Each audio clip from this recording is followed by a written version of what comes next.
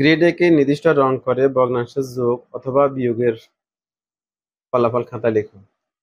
যদি ভগ্নাংশটি 5 ভাগের 1 হতো তাহলে চতুর্ভুজটাকে 5 ভাগ করতাম, 5 ভাগ করে 1 ভাগ রং করতাম। তাহলে একটা ভগ্নাংশের হর যত হবে তাহলে একটা চতুর্ভুজকে আমরা তত ভাগে বিভক্ত করব। তাহলে গ্রিড আঁকার সময় আমরা এই জিনিসটা খেয়াল রাখবো যে একটা চতুর্ভুজ অঙ্কন করব শুধুমাত্র একের জন্য। আর যদি সেটা ভগ্নাংশ হয় তাহলে সেই ভগ্নাংশের জন্য আমরা ওই চতুর্ভুজটাকে তত ভাগে বিভক্ত করবো। অর্থাৎ হর যত হবে ওই চতুর্ভুজটাকে আমরা তত ভাগে বিভক্ত করব। এখানে 4 ভাগের 1 এর জন্য চতুর্ভুজটাকে 4 ভাগের 1 4 ভাগ করলাম, আর 1 এর জন্য লব 1 এর জন্য একটি গড় রং করলাম। অনুরূপভাবে 4 ভাগের 1 এর জন্য আবার এখানেও একটা চতুর্ভুজকে 4 ভাগ করে 1 ভাগ রং করলাম। এখন এই দুইটি চতুর্ভুজ যোগ করলে হবে 4 ভাগের 2। এই বিষয়টি ক্লিয়ার হওয়ার জন্য আমি একটা উদাহরণ দিচ্ছি। ধরো তোমার বাবা একটি পাউরুটি এনে তোমাকে বলল পাউরুটিটি সমান 4 ভাগে ভাগ করতে, এবং ওইখান থেকে তোমাকে 1 পিস খেতে দেওয়া হলো। তোমার বোনকেও 1 পিস খেতে দেওয়া হলো। বলো তো তুমি পাউরুটি কত অংশ খেলে আর তোমার বোন কত অংশ খেয়েছে? এতক্ষণে নিশ্চয়ই বুঝতে পারছো তুমি পাউরুটি 4 ভাগের 1 অংশ খেয়েছো আর তোমার বোনও 4 ভাগের 1 অংশ খেয়েছে। তাহলে তোমরা এখন দুজনে কত অংশ খেয়েছো?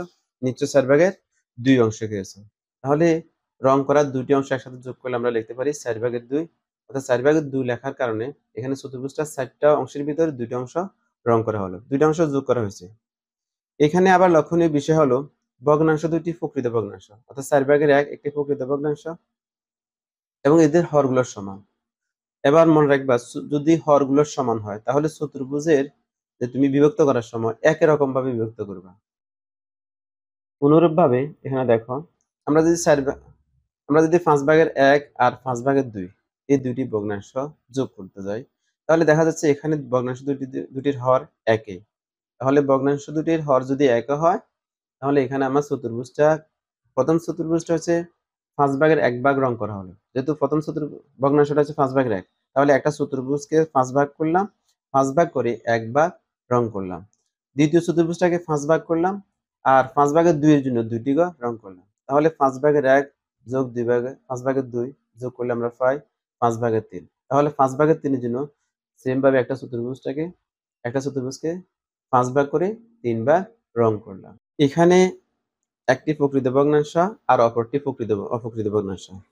এখানে 5 ভাগের 4 এবং 5 ভাগের 6 এই দুইটি ভগ্নাংশ আমরা যোগ করব।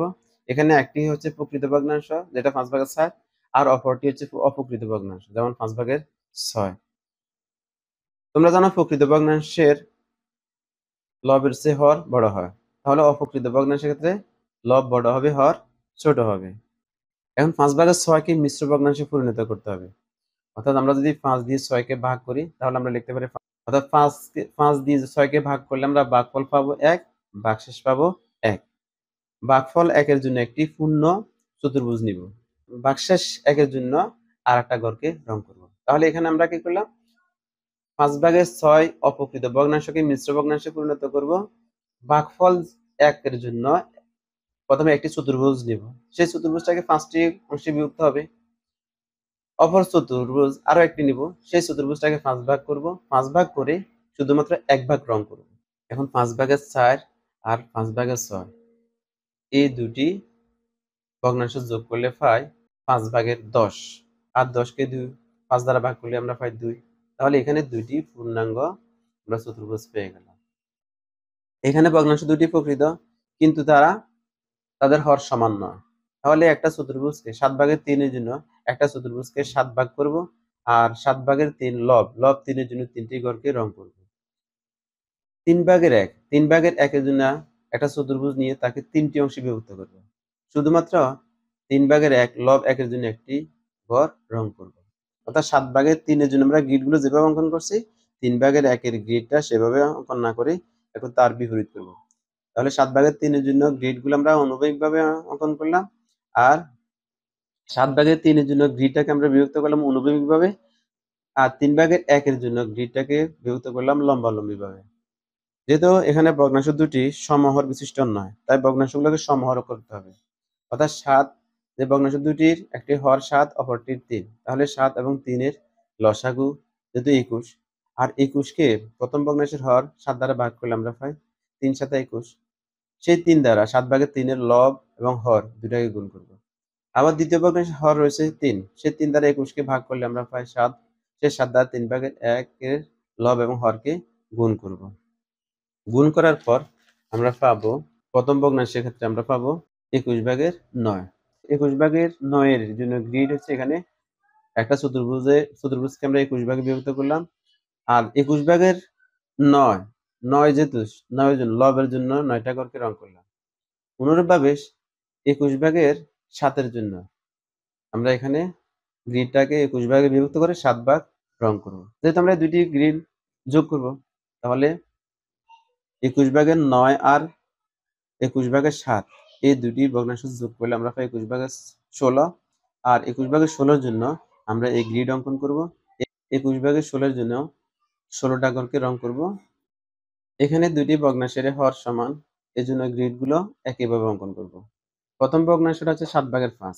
তাহলে একটি চতুর্ভুজকে ৭ ভাগ করে ৫ ভাগ রং করলাম। আর দ্বিতীয় চতুর্ভুজটাকে আমরা ৭ ভাগে বিভক্ত করে ২ ভাগ রং করলাম। যেহেতু ৭/৫ ভাগ থেকে ৭/২ ভাগ বিয়োগ করব। তাহলে এখানে আমরা লসাগু করে নিতে পারি ৭/৫ বিয়োগ ২। অর্থাৎ এখানে হরগুলোর লসাগু হচ্ছে ৭। ৭ কে ৭ দ্বারা ভাগ করলে আমরা পাই ১, ১ দ্বারা ৫ কে গুণ করলে পাই ৫, মাইনাস চিহ্নের জন্য মাইনাস চিহ্ন বসালাম। আবার ৭ কে ৭ দ্বারা ভাগ করলে পাই ১, সেই ১ দ্বারা ২ কে গুণ করলে পাই ২। তাহলে ৫ থেকে ২ গেলে ৩ হয়। এইভাবে আমরা লিখতে পারি ৭/৩। তাহলে আমরা এখানে ৭/৫ টা গ্রিড থেকে ৭/২ গ্রিড বিয়োগ করলে, অর্থাৎ এখানে ৭/৫ থেকে ৭/২ বিয়োগ করলে আমরা পাই ৭/৩। তাহলে ৭/৩ এর জন্য আমরা একটা চতুর্ভুজকে ৭ ভাগ করব, তারপর ৩ এর জন্য ৩ ঘর রং করব। আবার আমরা যদি ৫/১ থেকে ১০/১ বিয়োগ করতে যাই, এই ক্ষেত্রে দেখা যাচ্ছে ভগ্নাংশের হরগুলো সমান নয়, অর্থাৎ এরা সমহর বিশিষ্ট ভগ্নাংশ নয়। প্রথম ভগ্নাংশ এবং দ্বিতীয় ভগ্নাংশের হরগুলো লসাগু ১০ কে প্রথম ভগ্নাংশের হর দ্বারা ভাগ করব। প্রথম ভগ্নাংশের হর ৫ দ্বারা যদি ১০ কে ভাগ করি আমরা পাই ২। তাহলে প্রথম ভগ্নাংশ ৫/১ কে হর এবং লবের সাথে ২ দ্বারা গুণ করব। আর দ্বিতীয় ভগ্নাংশের হর হচ্ছে ১০, তাহলে লসাগু ১০, ১০ কে ১০ দ্বারা ভাগ করলে ১ পাই, সে ১ দ্বারা লব এবং হরকে গুণ করলে আমরা পাই এভাবে। এখানে ১০/২ এর জন্য একটা চতুর্ভুজকে আমরা ১০ ভাগে বিভক্ত করলাম। আর ২ এর জন্য দুইটি অংশকে রং করলাম। ১০/১ এর জন্য একটা চতুর্ভুজকে ১০ ভাগ করে ১ ভাগ রং করলাম। তাহলে ১০/২ থেকে ১০/১ ভাগ বিয়োগ করলে, অর্থাৎ ১০/২ খণ্ড থেকে ১০/১ খণ্ড বাদ দিলে আর পাই ১০/১। অর্থাৎ একটা পাউরুটিকে আমরা যদি ১০ ভাগ করি, সেখান থেকে বলা হলো যে তুমি ২ টা অংশ রেখে দাও। একটা অংশ তোমার বোনকে দাও। তো তোমার বোনকে যদি তুমি একটা অংশ দিয়ে দাও, তাহলে তোমার কাছে আর থাকবে কয়টা? নিশ্চয়ই আর ১ অংশ। তার মানে তোমার কাছে থাকবে ১০/১ অংশ। আবার আমরা যদি ৫/৬ থেকে ৩/২ বিয়োগ করি, এই ক্ষেত্রে দেখা যাচ্ছে হরগুলোর লসাগু, এখানে ৫/৬ থেকে ৩/২ বিয়োগ করব। এই ক্ষেত্রে দেখা যাচ্ছে ভগ্নাংশের হরগুলো সমান নয়, সমহর বিশিষ্ট ভগ্নাংশ নয়। তাহলে এক্ষেত্রে আমরা কি করব? সমহর বিশিষ্ট ভগ্নাংশ করতে হলে ৫ এবং ৩ এর লসাগু নির্ণয় করতে হবে। ৫ এবং ৩ এর লসাগু হচ্ছে ১৫। তো এখন প্রথম ভগ্নাংশের হর ৫ দ্বারা ১৫ কে ভাগ করলে ৩ পাই। সেই ৩ দ্বারা প্রথম ভগ্নাংশের লব এবং হরকে গুণ করব। প্রথম ভগ্নাংশের লব এবং হরকে গুণ করলে আমরা লিখতে পারি, প্রথম ভগ্নাংশের জন্য লিখতে পারি ১৫/১২। আর দ্বিতীয় ভগ্নাংশের ক্ষেত্রে আমরা যেহেতু ৩ দ্বারা ১৫ কে ভাগ করলে পাই ৫, সেই ৫ দ্বারা লব এবং হরকে গুণ করব। লব এবং হরকে গুণ করলে আমরা পাই ১৫/১০। তাহলে ১৫/১০ এর জন্য একটা চতুর্ভুজকে ১৫ ভাগ করব আর ১০ ভাগ রং করব। তাহলে ১৫/১২ এর জন্য একটা চতুর্ভুজকে ১২ অংশে বিভক্ত করে, একটা চতুর্ভুজকে ১৫ অংশে বিভক্ত করে। ১৫/১২ এর জন্য একটি চতুর্ভুজকে ১৫ ভাগে বিভক্ত করে ১২ অংশ রং করব। আর ১৫/১০ এর জন্য একটা চতুর্ভুজকে ১৫ ভাগে বিভক্ত করে ১০ ভাগ রং করব। এখন ১৫/১২ অংশ থেকে ১৫/১০ অংশ বাদ দিলে আর শুধুমাত্র থাকে ১৫/২ অংশ। এই ১৫/২ অংশের রং শুধুমাত্র ২ টি ভগ্নাংশ, অর্থাৎ ২ টি ঘর এখানে রং করব। তাহলে ১৫/২ এর জন্য একটা চতুর্ভুজকে ১৫ ভাগে বিভক্ত করে মাত্র ২ টি অংশ রং করব। আবার আমরা যদি লিখি ৬/৫ এবং ৪/১ এর গ্রিড অঙ্কন করতে একটা চতুর্ভুজকে ৬ ভাগে বিভক্ত করব আর 6/5 জন্য একটা গ্রিডকে 6 ভাগে বিভক্ত করে 6টা অংশ রং করব, একটা অংশ খালি থাকবে। আর 4/1 জন্য একটা গ্রিড অঙ্কন করে 4/1 অংশ শুধুমাত্র রং করলাম।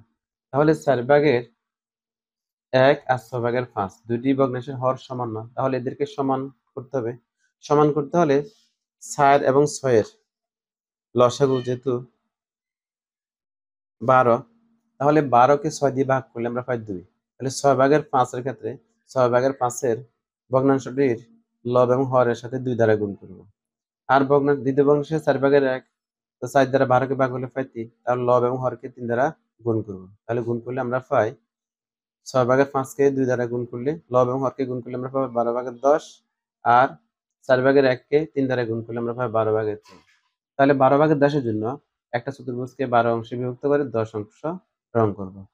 আর একটি চতুর্ভুজকে 12 অংশে বিভক্ত করে 12/3 অংশের জন্য 3টে অংশ রং করব। তাহলে 12/10 অংশ থেকে 12/3 অংশ বাদ দিলে আমরা পাই 12/7। আর 12/7 জন্য একটা চতুর্ভুজকে 12 অংশে বিভক্ত করে 7টা অংশ অর্থাৎ 7টা ঘর রং করব। এইভাবে আমরা গ্রিড অঙ্কন করে ভগ্নাংশের যোগ বিয়োগ করতে পারি।